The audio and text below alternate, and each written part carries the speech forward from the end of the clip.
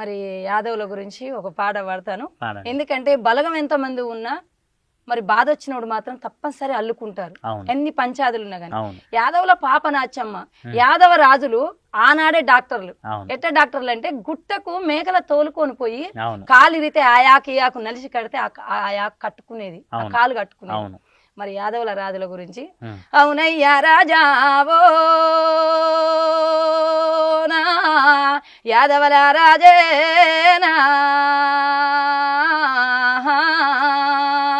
కడుపున పుట్టినవాడు ఒక్క గుడ్డ గులాపైన పర్వాలేదు నాయన, మన సేల బండాలే ఒక మూల నిండాల నాయన, పిల్లలు లేనిల్లు అవోనా పేర్ల కొట్టాలేనా. యాదవుల పెద్దమ్మ యాదవుల పెద్దిరాజు, మరి కోటి దైవము మనకున్నా గాని కోటికి ఒక్క కొడుకు లేకపోయిండు, లక్ష దైవము మనకున్నా గాని లక్షకు ఒక్క బిడ్డ లేకపోయిండు. అవునయ్యా నాదావో యాదవల నాదోనా ఈ దనకొండ ఊళ్ళో నాకు సంతానం అందుతలేదు, నాకు తెల్లారుజామునందు ఒక కల పొందింది నాయన. కళ్యాణ ఊరిలోనే 12 ఏళ్ల నాడు పడావు పడ్డ శివుని గుళ్ళు సున్నాన వాగుళ్ళు శుద్ధులు చేయించి, గంధాన వాగుళ్ళు గచ్చులు చేయించి, అచ్చనావుల పాలు అవోనా అరటి డొల్లల పోసేనా, అచ్చనావుల పాలు అరటి డొల్లల పోసి నీళ్ళు గలవని పాలు పుట్టలిడిచినట్టయితే కలుగునయ్య సంతానం కళ్యాణం ఉల్లా.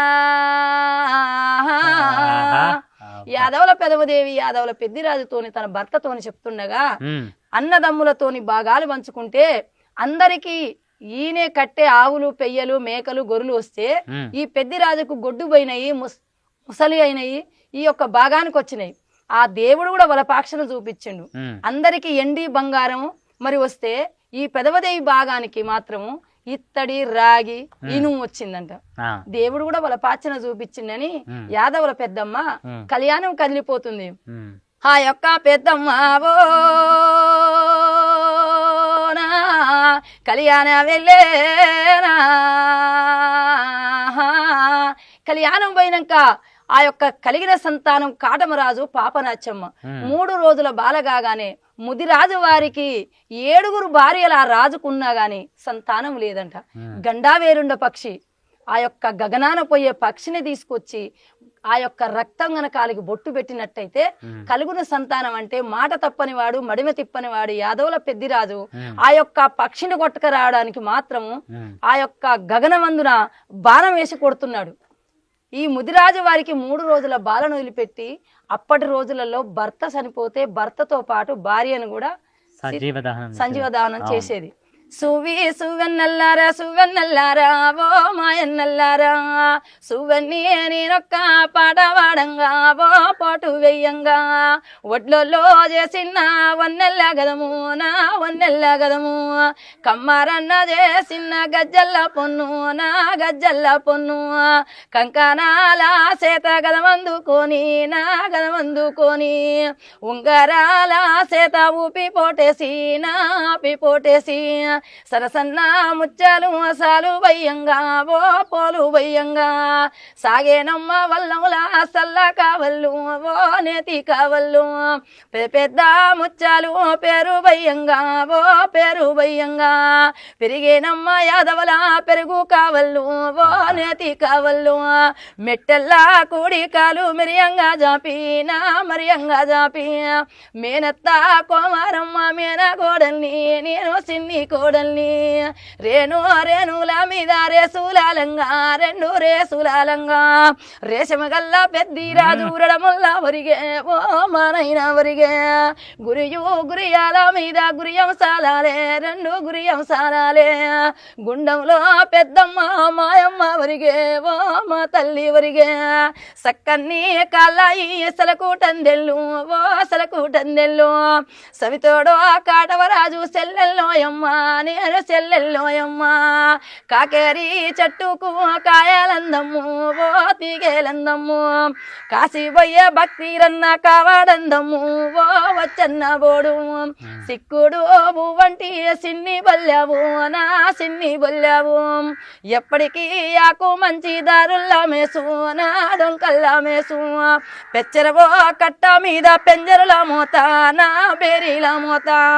పెదబావా పల్లి కొండ చెప్పుల్లా మోత నా కిర్రుల్లా మోత పొట్టాయి కాయల్లా బత్తాలు పోసి నా బత్తాలు పోసి పొలివెర సందు పోలు రాజు అన్న బిడ్డని నేను కన్నా బిడ్డని బంతి పువ్వు సందా మామ బదికాలే కొమ్మ నా బదికాలే కొమ్మ భక్తుడి కన్నా శ్రీదేవికి బావా బిడ్డని నేను కన్నా బిడ్డని సక్కరి పాపరాచమ్మ పాడ పాడుతున్నది నాయన మడిమెల్లు దట్టన్ని మాండోలు చీర కట్టింది ఎన్నుళ్ళు మెరియంగా ఇలా పట్టు రేఖ దొడిగింది కొంగురవో తల్లి అవో కోటైల వల్లంలేనా కొంగున ఓ తల్లి కోటైల వల్లంలు అంచున ఓ తల్లి ఆరేల వల్లంలు పైట సెంగున తల్లి అవో 10,000 వల్లంలేనా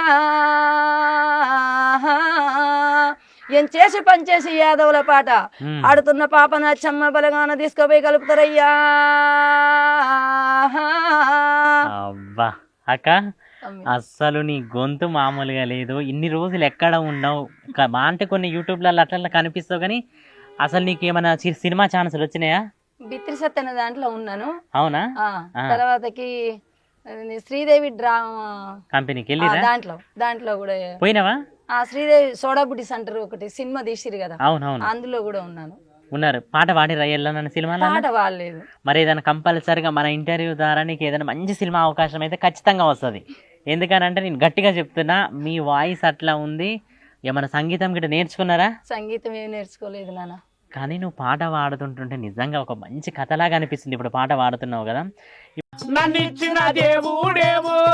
నాకు జింపినాడు సిడికేత్తేవో ఏడి ప్రాణానికి సిక్కును పెట్టినవేందే బండ తీరు గుండేటి నా గుండెకు